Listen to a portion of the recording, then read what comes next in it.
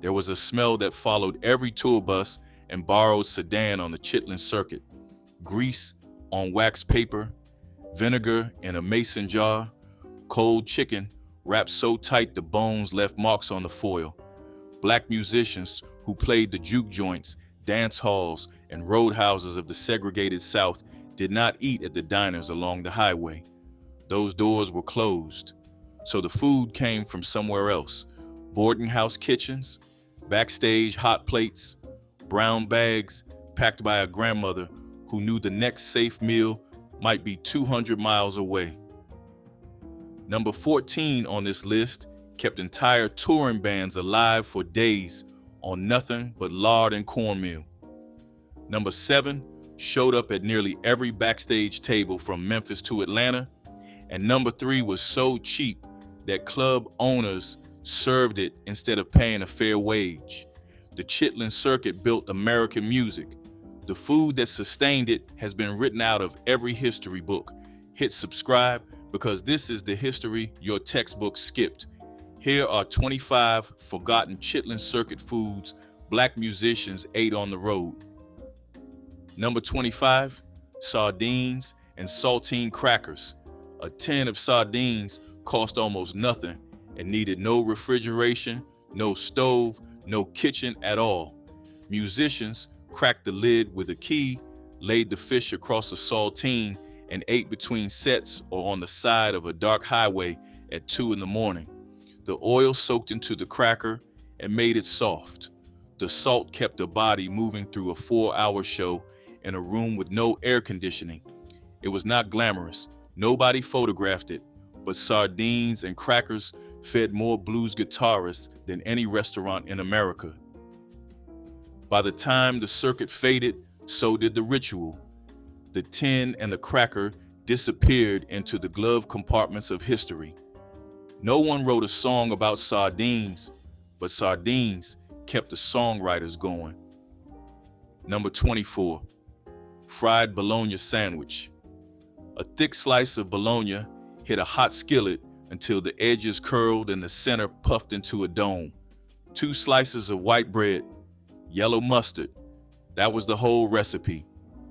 Boarding houses near circuit venues kept stacks of bologna in the icebox because it was the cheapest meat that could feed a 5-piece band in under 10 minutes. The sound it made in the pan, that hard sizzle and pop, became as familiar to touring musicians as a drum count. Bologna was poor people's steak. Nobody called it that with shame. It was fuel, and it was hot, and after a 300-mile drive, it tasted better than anything a closed restaurant could have offered. Today, fried bologna has resurfaced on trendy menus at triple the price. Number 23, pickled pig feet. A gallon jar of pickled pig feet sat on the counter of nearly every Black-owned store and juke joint along the circuit. The brine was sharp. The cartilage was slippery. The meat, what little there was, clung to the bone and required patience and teeth. Musicians grabbed one between sets the way someone today might grab a bag of chips. The vinegar brine preserved the feet for weeks without refrigeration, which made them perfect for establishments that did not always have reliable electricity. Pig feet were what the slaughterhouse threw away. Black communities turned throwaway parts into a delicacy that sustained performers through long nights of music. When mainstream grocery chains consolidated in the 1970s, the gallon jars started disappearing from store counters. The tradition survived in homes and small markets, but the juke joint jar is gone. Number 22, crackling bread, cornbread, baked with pork cracklings, folded into the batter. The cracklings were the crispy bits left after rendering lard, rough and crunchy and full of salt. Mixed into cornmeal with a little buttermilk and baked in a cast iron skillet, they made a bread that was a meal by itself. Boarding house cooks along the circuit baked crackling bread because the cracklings were free. They were a byproduct of the layer they already made for everything else. A musician could wrap a piece in cloth, carry it in a coat pocket, and eat it cold 12 hours later on a bus. The texture held through heat and cold. The fat kept it from drying out. It traveled the way the musicians did, rough, reliable, and without complaint. Number 21, neck bones. Pork neck bones simmered low and slow until the meat fell off in shreds and the broth turned thick as gravy. This was a boarding house, signature from Mississippi to the Carolinas. A pot of neck bones could feed a dozen people for the cost of what a butcher scraped off the floor. The bones were the part nobody with money wanted. That made them cheap, available, and perfectly suited for the women who ran rooming houses near circuit venues. Musicians who checked into these houses after midnight found a pot on the stove with a stack of bread beside it. Neck bones required nothing but time. The collagen melted into the liquid and made a broth so rich it coated the inside of a bowl. The dish never appeared on any menu in a white restaurant. It did not need to. It had its own audience, and that audience knew every note. Number 20, roasted sweet potato. A sweet potato wrapped in newspaper and buried in the coals of a dying fire. No butter, no sugar, no cinnamon, just a potato and the heat. Sweet potatoes traveled well. They did not bruise easily, did not need refrigeration, and could be eaten cold the next day without losing much. Musicians carried them in paper sacks alongside their instrument cases. The flesh turned orange and soft, almost custard-like, with a sweetness that came from the starch converting in slow heat. During the Great Migration, sweet potatoes moved north with the families who grew them. But the specific ritual of the cold roasted potato, eaten plain and warm from the hand, belonged to the road. It was the cheapest meal a traveling performer could find that still felt like someone had cooked for them. Here is something worth saying out loud. The Chitlin Circuit was not a single road or a booking agency. It was a survival network. Hundreds of venues across the American South and into northern cities where Black performers could play, sleep, and eat without being arrested, beaten, or turned away. The food that moved through this network was never documented by food writers or newspaper critics. No one reviewed the boarding house kitchen in Macon. No magazine sent a photographer to the backstage table at the Royal Peacock in Atlanta. The meals were invisible to everyone except the people who depended on them. And that invisibility was not an accident. Jim Crow did not just close restaurant doors. It erased the record of what happened behind the doors that stayed open. Every dish on its list exists because Black women, mostly, cooked under conditions that no professional kitchen would accept. No budget, no recognition, no recipe written down. What they produced kept American music alive. That is not a metaphor, it is an accounting fact that no one bothered to account for. Number 19, chitlins, chitterlings, the dish that gave the circuit its name. Pig intestines, cleaned for hours in cold water, scraped, soaked, rinsed again, and then simmered until tender. The smell was unmistakable. It divided rooms.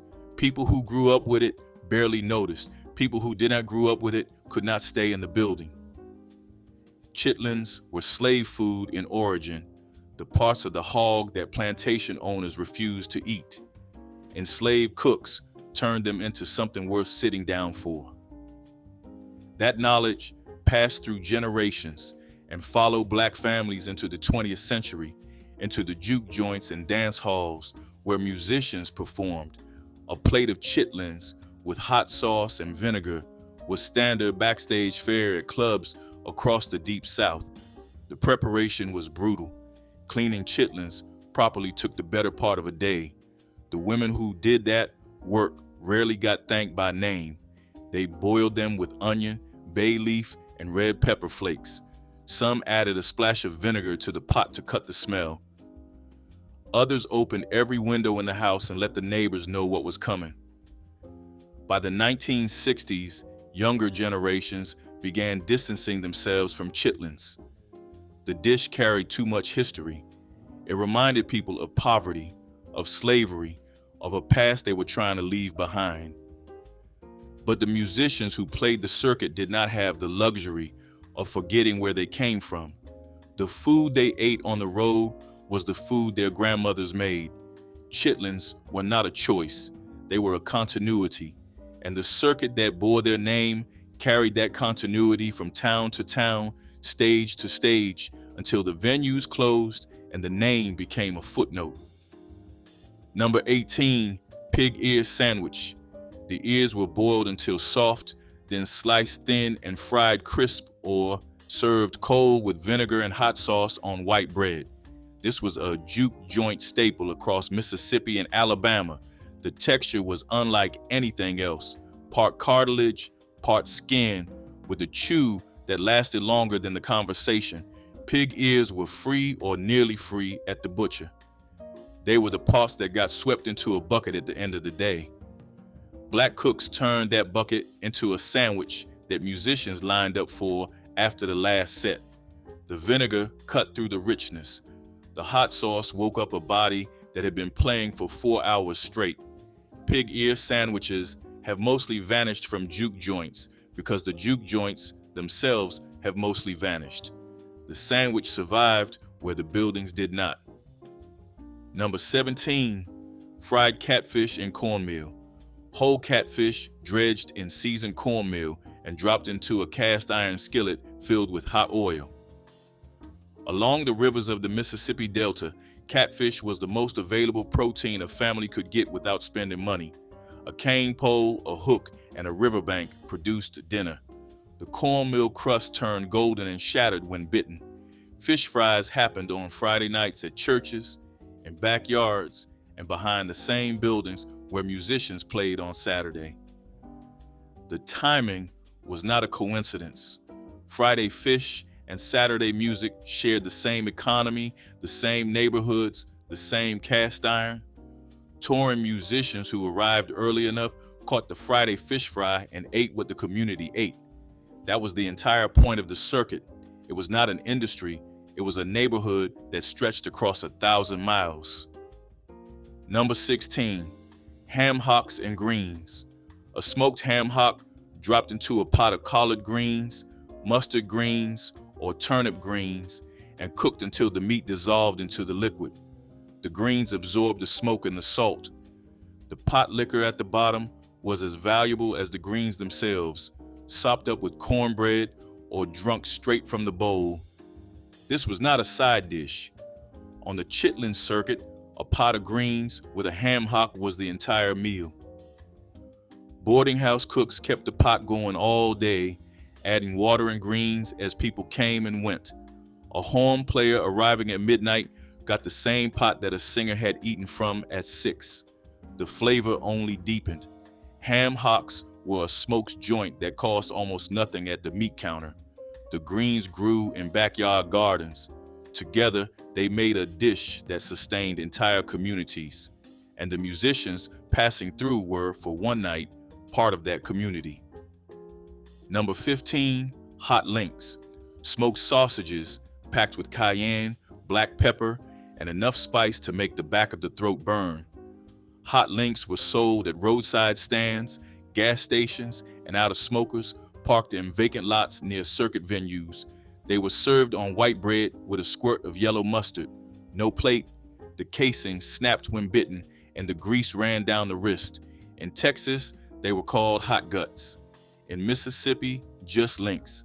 The recipe varied by region, but the function was the same: fast, cheap, portable, and so heavily spiced that it masked the quality of whatever meat was inside. Hot links were not a meal anyone planned. They were what happened when hunger hit between the car and the stage door. The spice was the point, and the bread was just there to hold it. Number 14, fried chicken packed for the road. Not restaurant fried chicken, not fast food. Chicken seasoned, floured and fried in a cast iron skillet at home, then wrapped in wax paper and packed into a shoebox or a tin lined with brown paper. This was the meal that defined black travel during Jim Crow.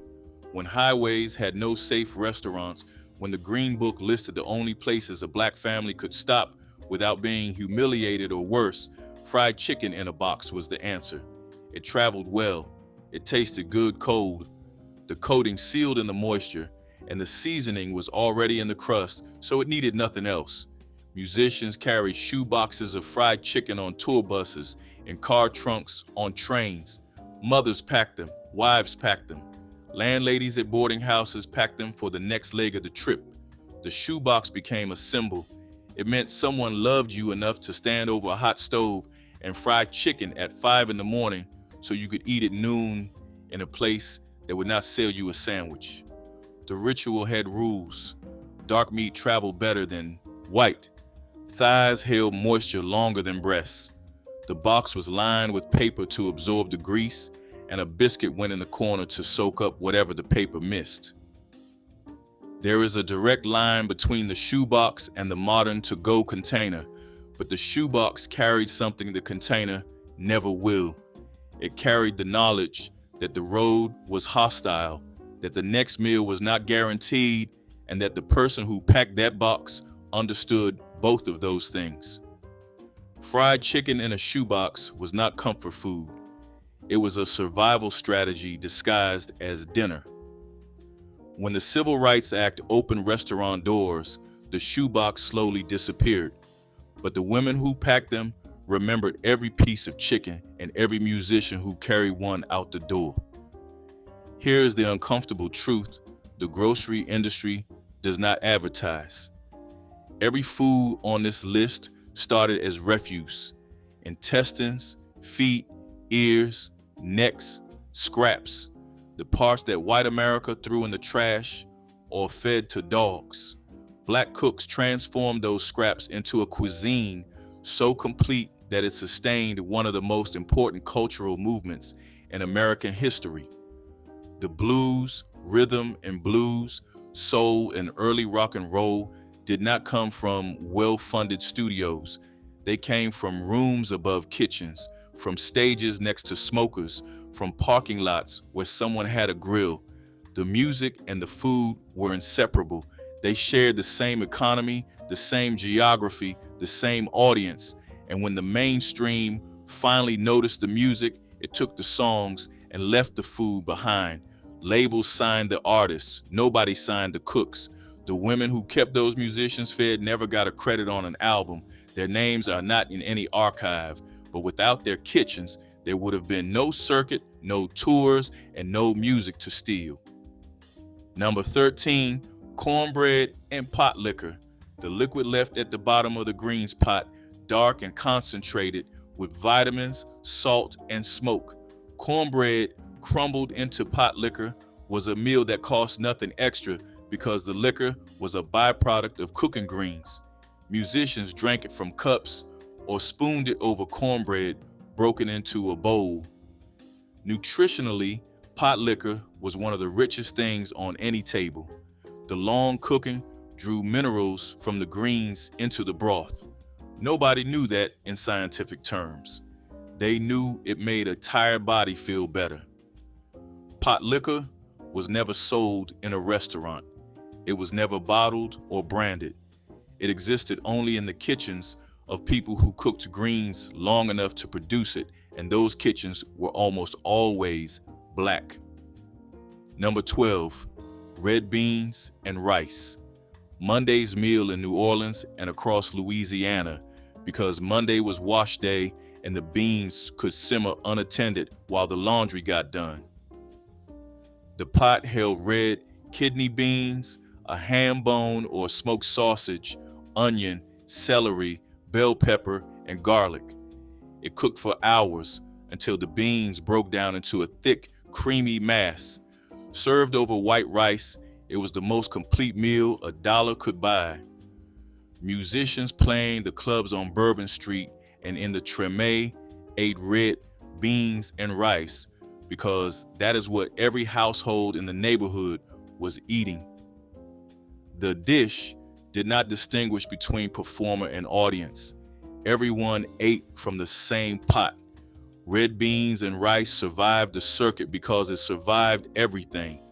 It crossed economic lines, crossed city limits, and remains one of the few dishes on this list that never needed to be forgotten because New Orleans refused to forget it.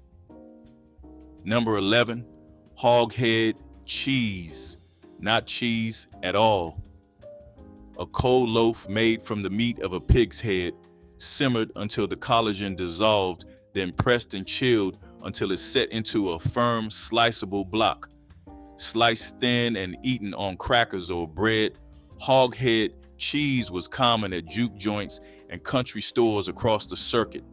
The flavor was rich and porky, with bits of tongue, snout, and cheek suspended in clear gelatin.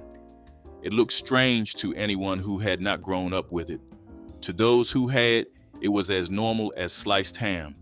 Hog head cheese required a whole pig head, which was the cheapest cut at the butcher. One head made enough to last a week. It was efficiency born from necessity, turned into something worth eating on purpose. Number 10, black-eyed peas with ham bone. Dried black-eyed peas soaked overnight, then simmered with a leftover ham bone until the broth turned cloudy and the peas went soft. On New Year's Day, they meant good luck. On every other day, they meant there was nothing else in the pantry. The ham bone was rarely bought on purpose. It was what remained after the ham was eaten, saved in the icebox until the peas needed cooking. Musicians on the circuit ate black-eyed peas at boarding houses, where the cook stretched every ingredient across as many meals as possible. Monday's ham became Tuesday's ham, bone became Wednesday's peas. Nothing was wasted because nothing could afford to be. Black-eyed peas are still cooked today, but the version that sustained touring musicians was simpler, thinner, and seasoned with whatever heat was on hand. Number 9, pork chop sandwich. A thin pork chop, bone in, fried hard and fast, then slammed between two slices of white bread with hot sauce. The bone stayed in, nobody removed it. The bread soaked up the grease and the chop hung over the edges. Pork chop sandwiches were sold at roadside stands and through the back doors of restaurants that served black customers at the window, but not at the counter. The sandwich was fast. It could be eaten with one hand while driving. It needed no utensils and no table. For musicians moving between cities with no time to stop, a pork chop sandwich from a roadside window was the closest thing to a sit-down meal. The bone went out the window. The bread was gone before the next town. Number 8, stewed okra and tomatoes. Okra sliced into rounds and cooked down with canned tomatoes, onion, and a pinch of sugar until the whole pot thickened into something halfway between a stew and a sauce. The okra released its natural thickener and bound everything together. Served over rice or with cornbread, it was a full meal with no meat at all. That mattered on the circuit where meat was not always available and vegetables were cheaper. Okra came from West Africa. It arrived in the Americas through the slave trade and took root in Southern soil and Southern cooking alike. The dish carried a lineage that stretched back centuries and across an ocean. Musicians ate it without knowing their history, the same way they played notes inherited from traditions they had never been taught by name. The food and the music shared the same roots. Number 7, peach cobbler. A deep baking dish filled with sliced peaches, sugar, and a batter that puffed around the fruit as it baked. The top turned golden and cracked. The fruit underneath bubbled and caramelized at the edges. Peach cobbler was the dessert of the Chitlin Circuit. It appeared at boarding houses, church suppers, backstage tables, and after-show gatherings from Georgia to Tennessee. Peaches grew across the South. In season, they were almost free. Families canned them by the bushel in summer, and those jars lasted through the winter, which meant peach cobbler was possible year-round. The version served to musicians was not delicate. It was sweet, heavy, and meant to fill whatever space the main course had left empty. A slice of cobbler after a plate of greens and neck bones was the closest thing to luxury the road offered. It was also an act of hospitality that carried weight. Cobbler took time. It required an oven, which not every kitchen had.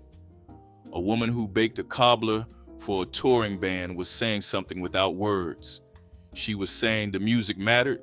She was saying these men and women deserved a dessert, not just fuel. In the hierarchy of circuit meals, cobbler sat at the top, not because of cost, but because of effort. Somebody chose to make something sweet when there was no obligation to make anything at all. Peach cobbler is still baked across the South today, but the specific cobbler of the circuit, baked in a boarding house kitchen for strangers who played music for a living, belonged to a world that no longer exists. The peaches are the same. The crust still cracks the same way, but the reason for baking is not the same, and that difference is everything. Number 6, liver and onions. Beef liver or chicken livers, sliced thin, dredged in seasoned flour, and fried alongside a heap of sliced onions that cooked until they went limp and sweet. Liver was one of the cheapest proteins at the butcher counter. It was rich in iron, which mattered for performers who spent their energy on stage every night. The taste was strong. It divided people then the same way it divides people now. But on the circuit, preference was a luxury. You ate what was served, and what was served was often liver because it fed the most people for the least money. Boarding house cooks fried it fast and hot to keep the inside pink. Overcooked liver turned to chalk. The good cooks knew the difference, and musicians learned quickly which boarding houses had good cooks. Number 5, fried fish sandwich. Whiting, croaker, or buffalo fish, battered and fried, served on white bread with hot sauce and a slice of raw onion. Fish sandwich shops dotted the neighborhoods around circuit venues, especially in cities along the Gulf Coast and the Mississippi River. The fish was cheap because it came from local waters. The bread was cheap because it was white bread. The whole sandwich could be assembled in minutes. These were not sit-down restaurants. They were counter windows and kitchen doors. A musician walked up, ordered through a window, and walked away with dinner wrapped in newspaper. The grease soaked through the paper. The hot sauce left a stain on the fingers. The fish sandwich is still sold in black neighborhoods today, but the counter windows that once served touring musicians have mostly been replaced by chain restaurants. Number 4, buttermilk biscuits with sorghum syrup. Biscuits made with buttermilk, lard, and self-rising flour, baked until the top split open. Sorghum syrup poured over them, thick and dark, with a bittersweet tang that refined sugar could not replicate. This was a breakfast meal across the rural South, and for musicians who stayed at boarding houses, it was often the first thing they ate before hitting the road. Sorghum was pressed locally from cane stalks, grown in the same fields where many of these families had worked as sharecroppers. The syrup was cheaper than store-bought molasses and carried a flavor tied to the land. A biscuit split open and flooded with sorghum was quick, portable, and sweet enough to feel like a reward. Musicians stuffed extra biscuits in their pockets for the drive. By afternoon, the sorghum had soaked in and turned the biscuit into something close to candy. Number 3, oxtails, the tail of the cow, cut into rounds and braised for hours until the meat surrendered from the bone into a gravy thick with collagen. Oxtails were so cheap that some butchers gave them away. They were not considered real meat by the mainstream market. Black cooks braised them with onion, garlic, and whatever heat was available until they became one of the richest dishes in the Southern repertoire. Club owners along the circuit sometimes served oxtails to performers instead of cash. A plate of oxtails was payment, hospitality, and apology rolled into one. The musicians ate it because the alternative was nothing. Today, oxtails sell for premium prices. The same cut that was once considered waste now appears on upscale menus at markups that would have stunned the women who first learned to cook them. The gentrification of oxtails is one of the clearest examples of how Black food traditions were ignored until someone else could profit from them. Number 2, banana pudding, vanilla wafer cookies, layered with sliced bananas and custard, topped with meringue and baked until the peaks browned. Banana pudding showed up at church suppers, family reunions, and backstage spreads across the circuit. It was a dessert that required no special equipment and used ingredients available at any corner store. The custard was sometimes made from scratch, sometimes from a box. Nobody judged. For musicians, banana pudding carried the taste of a specific place and a specific person. Every grandmother made it slightly different. The ratio of cookies to custard to banana was a personal signature, and tasting one in a boarding house kitchen could trigger a memory of home that was hundreds of miles away. Banana pudding was not just food, it was geography compressed into a baking dish. Number 1, hog maws, the stomach lining of a pig cleaned and boiled for hours, then stewed or fried. Hog maws were the most literal expression of what the Chitlin Circuit represented. They were the parts no one else wanted, transformed by labor and knowledge into something that sustained a culture. The cleaning process was long and unpleasant. The smell was strong. The texture was tough until the cooking broke it down. None of that mattered to the people who knew how to prepare them. Hog maws were often cooked alongside chitlins, and the two together formed the foundation of a cuisine built entirely from what the powerful discarded. The musicians who ate hog maws at boarding houses and backstage kitchens were performing the same transformation. They took the spaces and the stages that mainstream America refused to enter and turned them into the birthplace of modern popular music. The food and the music came from the same place. Both were made from what was left over. Both became irreplaceable. Stewed chicken gizzards were a dish that made the most of what others often discarded, turning affordable organ meat into something hearty and flavorful. Gizzards, tough at first, were simmered low and slow in gravies or broths until they became tender enough to eat with rice or cornbread. For African American families, gizzards provided necessary protein without the high cost of more popular cuts. The long cooking time made them stretch further, with gravy-filling bowls and bellies when meat itself was scarce. Children might have turned their noses up at first, but once seasoned and cooked properly, the dish carried a rich flavor that reminded families of the skill and care needed to make something valuable from scraps. Stewed chicken gizzards embodied resilience, thrift, and the deep culinary knowledge passed down through generations. They kept hunger away and showed that survival was not only about what was available, but about how you prepared it. In lean times, gizzards were a lifeline on the stove. Turnip green soup was the embodiment of making the most of what the garden offered. In the civil rights era, fresh produce often came from backyard gardens or community plots, and turnip greens were prized for their hardiness and nutrition. This soup began with a pot of simmering water or broth, to which chopped greens were added along with onions, garlic, and sometimes diced turnips for extra body.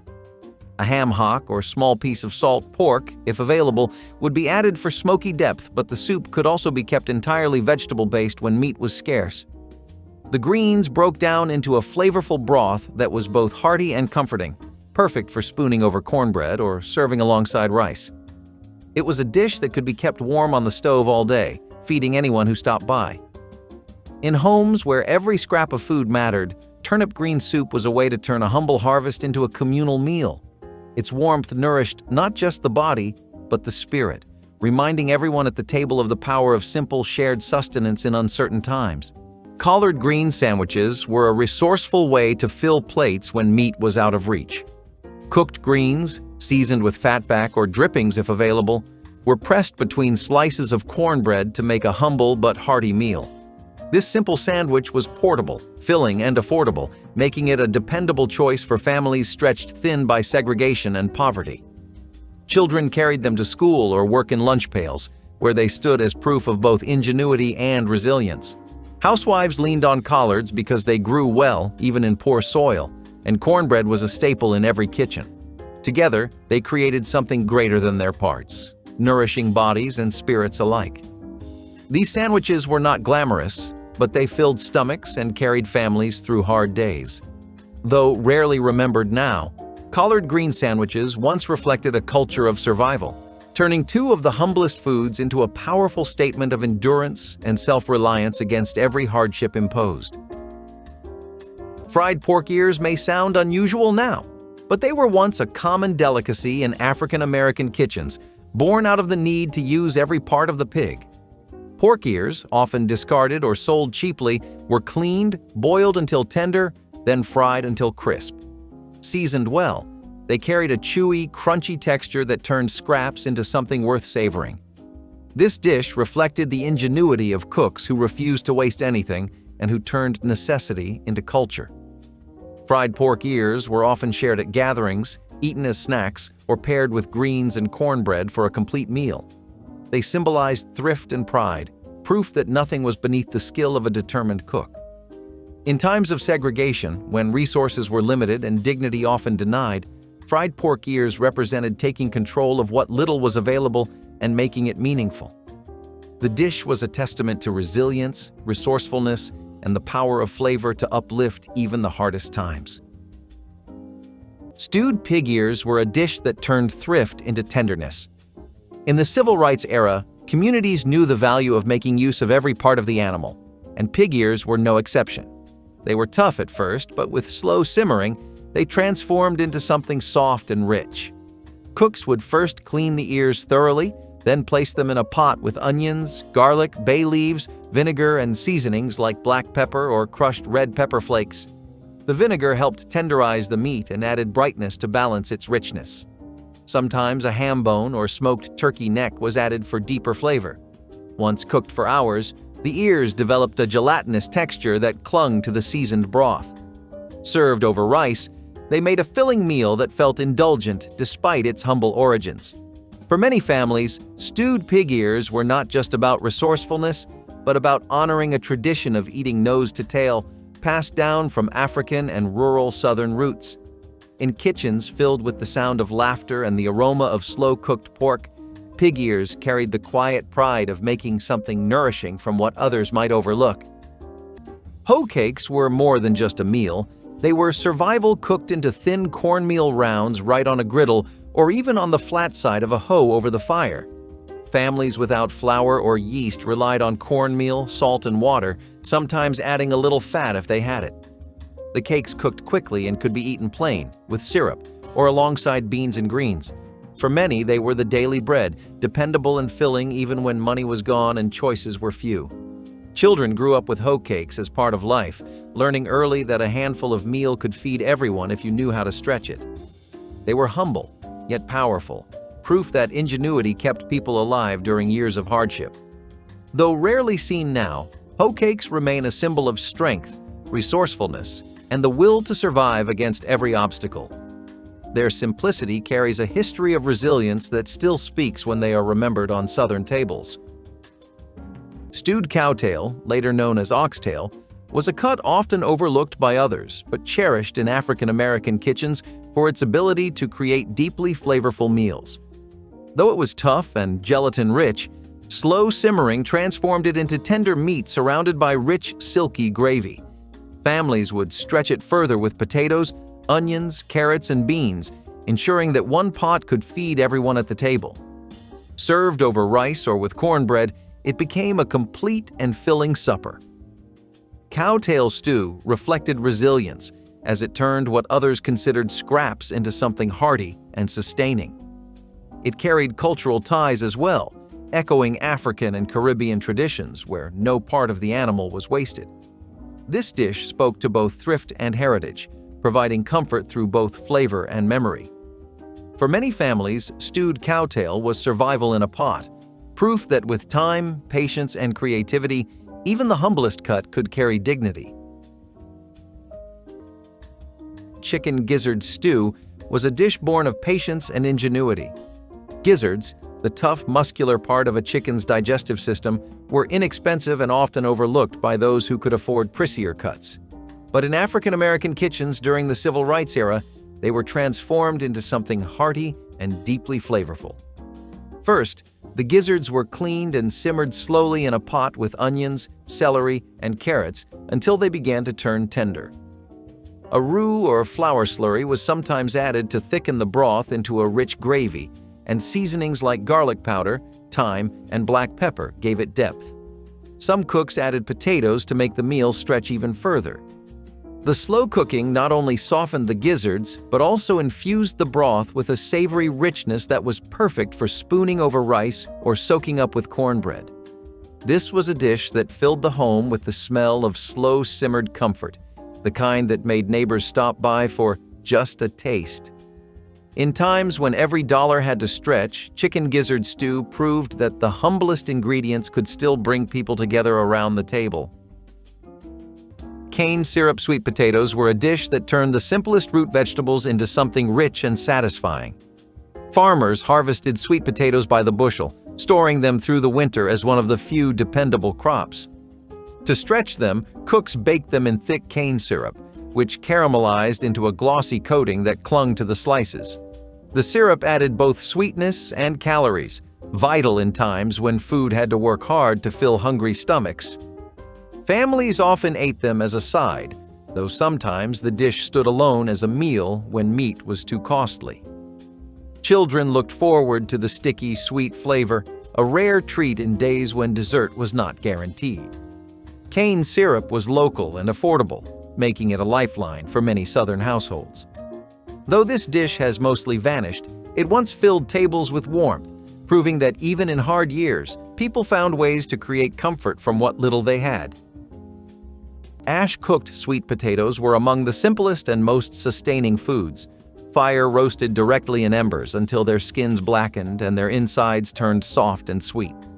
Families who grew their own gardens relied on sweet potatoes as one of the most dependable crops, and cooking them this way required no pots, pans, or fancy ingredients. Children loved pulling them from the ashes, peeling back the skin, and eating them hot with their hands, savoring the natural sweetness that needed no sugar or butter. For adults, they provided warmth and energy, making them both a meal and a comfort during lean days. Ash-cooked sweet potatoes were cheap, filling, and abundant, becoming survival food that carried dignity and simplicity. They were the kind of dish that reminded families that joy could still be found in small, humble things. In the hardest days of segregation, they were both nourishment and comfort, a reminder of the strength to endure. Sorghum molasses. Cookies were a sweet that tasted like home even when times were hard. Sorghum syrup, thick and deep brown, was cheaper than refined sugar and had been used for generations in African American kitchens. During the Civil Rights era, it was a pantry staple that stretched far, sweetening biscuits, bread, and especially cookies. The dough was made with flour, baking soda, warm spices like cinnamon and ginger, a bit of fat such as lard or shortening, and enough sorghum to give it a rich, earthy sweetness. Once baked, the cookies came out soft and chewy, with a subtle spice that lingered on the tongue. They were easy to make in big batches, perfect for church gatherings, neighborhood meetings, or simply to have on hand for children after school. Sorghum cookies traveled well too, tucked into lunch pails, or wrapped in wax paper for marches and long days away from home. They were a taste of comfort in moments that often carried uncertainty and struggle. More than a treat, they were a reminder that joy could be baked into even the leanest kitchens, and that a little sweetness could go a long way in sustaining both body and spirit. Pine bark bread was a dish of desperation, made when even flour was beyond reach. Families ground the inner bark of pine trees into meal, mixing it with what little grain they could scrape together. The result was a coarse, dense bread that carried the taste of the woods themselves. It was not made out of preference, but out of survival when fields failed and store shelves were empty. Children ate it because there was nothing else, learning early that hunger left no room for choice. The bread filled stomachs, even if its flavor was harsh, and it kept families going through days when dignity was tested. Housewives baked it with determination, knowing their skill in stretching scraps could mean the difference between going hungry or surviving. Pine bark bread has disappeared from memory, but it once represented the hardest truth of living under Jim Crow poverty, that people endured by any means necessary, turning even trees into food when everything else was taken. Hocks, or cornmeal flatbreads, were quick skillet breads that required little more than cornmeal, water, and a hot pan. Their name came from the practice of cooking them on hoes over open fires in the fields, feeding enslaved people and later generations of African American families who relied on them to fill stomachs cheaply. These thin breads were portable, durable, and versatile, making them essential for workers who needed energy to endure long days. Hoe cakes were eaten with molasses for a touch of sweetness or served alongside beans, greens, or meat scraps when available. They carried cultural weight, symbolizing both struggle and survival, rooted in traditions that stretched across centuries. Families treasured them because they came together quickly and required no costly ingredients, ensuring no one went hungry. Hoe cakes were more than just bread. They were history on a skillet, teaching lessons of endurance and self-reliance. They remind us that even the simplest foods can carry powerful meaning. Crackling cornbread was the kind of dish that brought a smile even in the hardest of times. It was regular cornbread, but elevated with bits of crispy rendered pork skin baked right in, giving every bite a savory crunch and deep smoky flavor. During the Civil Rights era, pork was a staple protein because every part of the animal could be used, and nothing was wasted. Cracklins were often leftovers from rendering lard, meaning they cost little to nothing for families who already had to stretch every meal. The cornbread batter itself was made with cornmeal, a bit of flour, eggs if they were on hand, and buttermilk or sour milk for tang. Once baked, it was golden on the outside and tender inside, dotted with pockets of salty cracklin pieces. Served alongside greens, beans, or stew, it transformed simple fare into something hearty and satisfying. For many, this bread was more than a side dish. It was the centerpiece of the meal, filling bellies and bringing people together. The smell of it baking was enough to draw neighbors to the kitchen, where conversations about justice, change, and hope might mingle with talk of recipes. Crackling cornbread was proof that flavor could thrive even in lean times. Sorghum syrup cookies were rustic, chewy, and born of necessity, flavored by the sorghum that poor communities cultivated when cane and refined sugar were out of reach. Sorghum grew well in southern fields, and its thick, dark syrup became a staple sweetener. Housewives stirred it into flour, lard, and eggs when available, baking cookies that were humble but satisfying. Children loved them because they offered sweetness in a world where candy was rare. They traveled well, too, carried in lunch pails to school or into the fields for long days of work. The strong, earthy flavor of sorghum gave the cookies a distinct taste tied to the soil and struggle of the South. They were never luxurious, but they symbolized how families took pride in making something special out of very little. Though sorghum syrup has faded from most kitchens, these cookies remain a piece of history, a reminder of resilience baked into every bite of survival sweetness. Collard green stalk relish was a clever way to ensure that even the parts of greens often discarded found purpose in the kitchen. After cooking the leaves, families would save the stalks, chop them finely, and pickle them with vinegar, peppers, and spices. The result was a tangy, crunchy relish that could brighten meals of beans, rice, or cornbread. It represented a waste not, want not philosophy that was necessary for survival during segregation, when money and ingredients were scarce. Collard green stalk relish also carried flavor that balanced the heavier, fattier dishes often made with pork scraps. It was not just thrifty, but tasty, proving that creativity could elevate even the humblest ingredients. Families cherished it for its ability to keep meals varied and to add a spark of brightness to otherwise plain dinners. This relish became both a symbol of thrift and a celebration of ingenuity, showing how nothing was ever wasted in resilient kitchens. Cowpea stew with okra was more than a filling dinner.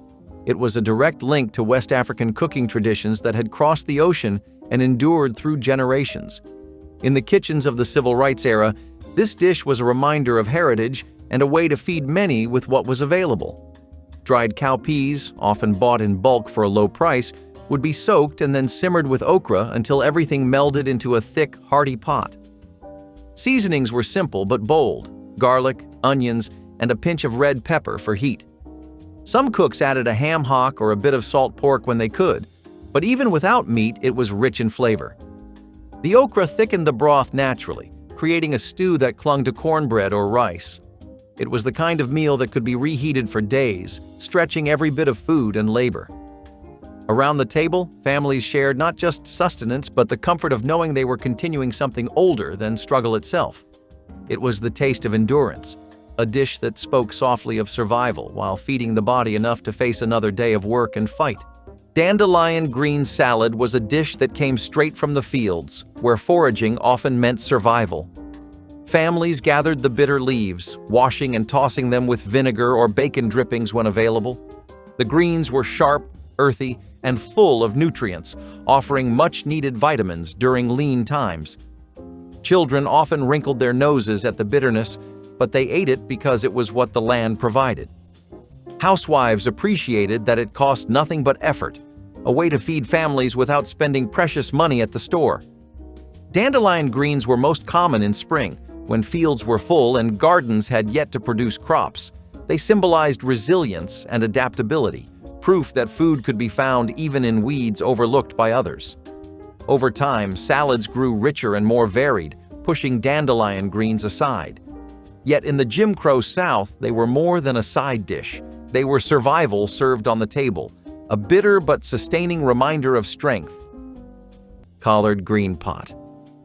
Liquor soup was a dish born of resourcefulness, using the nutrient-rich broth left behind after collard greens had been simmered with pork fat or scraps. Instead of discarding the liquid, families treated it as a meal in itself, sopping it with cornbread to stretch what little they had. This broth was packed with vitamins and flavor, offering sustenance at a time when every drop mattered. Potlikker became a survival food, cherished for its ability to nourish bodies and souls through the hardest days of segregation. For many, it carried memories of elders teaching that nothing could go to waste. The cornbread turned the simple broth into a filling supper, and the ritual of dipping bread into the pot tied families together at the table. Collard green pot liquor soup was never about luxury, but about endurance, keeping families alive and connected. It represented resilience in the face of scarcity, showing how wisdom and care could turn even leftovers into survival. Persimmon pudding was a sweet way to turn what the land gave freely into comfort for families with little else. Wild persimmons were foraged in the fall, their tart fruit ripening into sweetness after frost. Housewives mashed the pulp with eggs, milk, and flour when they had it, baking it into a dense, moist pudding. The dish filled kitchens with a warm aroma, bringing a sense of celebration to ordinary days. Children loved it because it felt like dessert, even when sugar was scarce and the pudding leaned more rustic than refined. Persimmons grew wild in many areas of the South, making them a gift for families struggling through segregation and poverty. The pudding was never fancy, but it carried a sweetness that softened the edges of hard times. Over the years, it has faded from common memory, yet it once stood as a reminder that survival sometimes tasted sweet, even when the world outside felt bitter and unfair. Rice bread was an ingenious way to bulk up loaves when wheat flour was too costly or scarce, stretching staple grains into something filling and versatile. Families mixed leftover cooked rice into bread dough, creating a moist, tender loaf that could be eaten with meals or on its own. It was an economical solution, ensuring that nothing went to waste and that rice, already an essential food, could serve double duty. In African American households during segregation, this kind of innovation was survival, proving that thrift did not have to mean going without. Rice bread carried a unique flavor and texture that made it beloved, especially when paired with stews or soups that needed something sturdy to sop them up. It reflected both ingenuity and necessity, transforming the ordinary into something sustaining. For children, it often meant having bread for school lunches when money was tight, while adults valued the way it kept families fed.